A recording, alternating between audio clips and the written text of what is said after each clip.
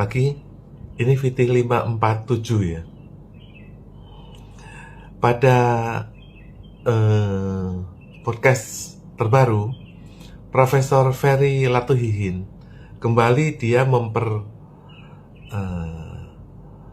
kirakan kita akan segera masuk krisis tahun 98 dengan asumsi bahwa cadangan minyak kita 21 hari dan kita belum ada kiriman minyak, dengan asumsi bahwa minyak kita itu masih lewat Selat Hormuz atau di Iran. Ini videonya. Stok BBM aman sampai 20 hari. Langsung orang-orang bertanya kan, wah habis itu ke hari 21 gimana? Jepang aja yang cadangannya 8 bulan panik bos. Bahaya loh ini buat Pak Prabowo sendiri. Buat mereka sih nothing tulus bos. In case rakyat marah, Pak Prabowo digoyang. Buat mereka siap, udah pada koper tinggal cabut. Ini sekarang gimana sih Prof, kondisi buat rakyat itu, kita gimana caranya kita menghadapi ekonomi hari ini dan sebulan ke depan lah, kan ini mau lebaran, sebulan ke depan tuh kita gimana sebagai rakyat? Enggak, saya khawatir habis lebaran itu kan masanya, istilahnya masa menahan nafsu itu udah nggak ada, akumulasi kemarahan yang luar biasa. Saya ngeri kembali lagi, dolar ngacir bos 20.000, dolar ngacir ke 20.000, harga minyak naik ke 100 bos, 98 mungkin bakal kalah parah. Orang itu masih belum paham. Oh ya, saya menulis buku terakhir tentang Board of Peace, ya, BOP. Ini yang diperkarakan oleh seluruh orang, termasuk FPI marah-marah, Yusuf Kala marah-marah. Banyak orang belum paham apa dampaknya BOP. Jadi, pertanyaan yang paling mendasar adalah, kenapa kok Amerika itu buru-buru menyerang Iran? Kenapa kok sekarang? Kenapa kok nggak tahun depan? Jadi begini, masalah Iran ini adalah sejak bermula dari perang Ukraine waktu itu, Agustus tahun 2023, tiba-tiba BRICS itu mengundang Iran. Kembali ya, Agustus tahun 2023, pada waktu perang Ukraine, itu BRICS, yaitu Brasil, Rusia, India, China, South Africa, mengundang Iran. Sejak itu, baru ketahuan bahwa masalah Rusia itu bocornya di China, UAE, Saudi, dan Iran. Mereka itu masih membocorkan atau menyalurkan distribusi minyak Rusia. Ya, akhirnya terjadi perang SBC, Shadow Banking China. Ya, bulan Mei tahun 2025, 11 jenderal Xi Jinping, termasuk He Weidong, itu wakil CMC, ya, Central Military Commission, Politbiro, kepala Politbiro itu wakilnya He Weidong, itu dibunuh. Dan akhirnya Zhang Yuxia, wakil CMC, wakil ketua CMC juga dibunuh. Ada 11 jenderal Xi Jinping itu dibunuh. Bulan Mei tahun 2025.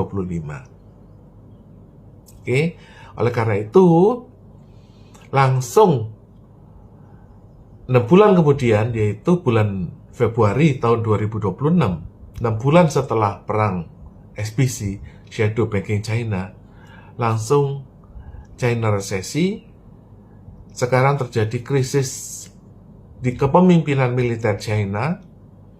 Pada waktu sidang umum kemarin, itu 130 orang nggak datang, takut atau mengundurkan diri, atau untuk apa dia naik jadi pimpinan. Katakanlah wakil ketua DPR, ya, ada 7 orang, ya. Sekarang mati 5. Saya ulangi ya, buat apa sidang umum dari parlemen di sana, ya, anggota partai di sana, walaupun Partai Komunis Cina itu dominan, ya, tapi ada partai-partai lain, unsur-unsur lain.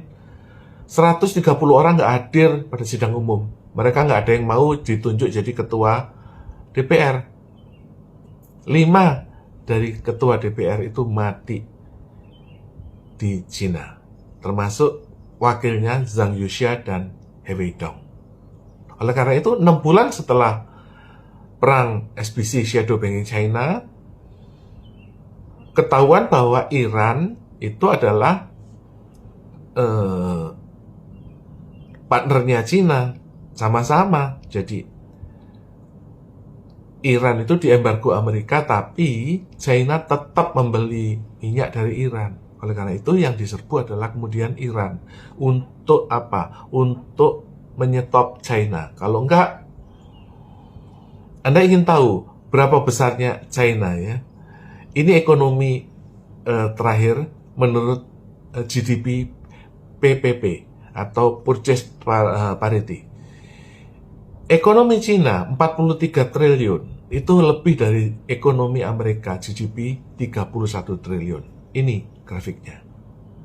Anda lihat bahwa Cina ini sudah semakin besar dan mereka itu ternyata meracuni US dollar lewat shadow banking China atau utang gelap Cina, termasuk di Indonesia. Oleh karena itu, pada bulan Mei tahun 2025 sekali lagi Xi Jinping dikudeta oleh militernya, dan pada bulan September Indonesia Jokowi terserang operasi Mumi. Oleh karena itu, sebelum serangan ke Iran 19 Februari, Prabowo itu diundang ikut BOP. Dampaknya apa? Dampaknya bahwa ini sudah dipersiapkan 3 tahun, bahwa Amerika butuh tambahan utang untuk masalah utang negara mereka yang mencapai 38 triliun. Mereka ingin tambah utang 3 triliun setiap tahun. Nah, satu-satunya cara adalah membuka cadangan dari blokiran atau pembekuan uang Soeharto tahun 98. Oleh karena itu, terjadi pembicaraan pertama tahun bulan Juni tahun 2025 kepada Prabowo untuk nambah utang Amerika menggunakan dana rampasan Soeharto tahun 98. Dan bulan Desember diulangi lagi 2.500 dikalikan 2 menjadi 5.000 triliun. Oleh karena itu, setelah bulan Desember selesai masalah utang Amerika, bulan Januari, Februari langsung dipersiapkan BOP, dan Indonesia diberi utang atau diberi pinjaman hibah seperti IGGI yang dulu melebihi dari APBN. APBN kita itu 3.000. Nanti tambahan hibah dari Indonesia untuk Indonesia itu setara lebih dari APBN kita, yaitu untuk apa? Untuk masalah seperti dulu BKKBN, keluarga berencana, Posyandu, IR 86, bibit unggul, SD Impres, itu yang dulu program IGGI. Yang sama sekarang mulai dengan Juli tahun 2026 akan ada program 50 Boeing gratis, beras Amerika gratis, ayam ini bukan ayam biasa. Jadi indukan ayam itu hanya untuk 2 generasi. Setelah 2 generasi itu telurnya itu udah bukan unggul lagi. Nah, ini parent stock ini, bibit ayam yang unggul ini itu mbahnya gitu loh. Nanti anaknya juga masih bisa bertelur untuk ayam-ayam broiler yang unggul. Ya, tadi saya ulangi, Indonesia akan dapat hibah 50 Boeing beras kedelai. Dari dulu tahun 80-an Soeharto itu dapat kedelai gratis. Oleh karena itu Indonesia itu sangat marak ya. Tahu tempe itu adalah olahan Indonesia untuk kedelai karena gratis. Dan gandum. Nah, sekarang itu Indomie akan turun harganya karena dia dapat gandum gratis dari Amerika. Sudah 40 tahun kita makan gandum gratis. Berhenti gara-gara Pak Harto turun. Sekali lagi, kita akan kembali ke era IGGI. Kita akan mendapatkan SD Impres, bibit unggul, bibit ayam unggul, Boeing, dan semua persenjataan angkatan perang.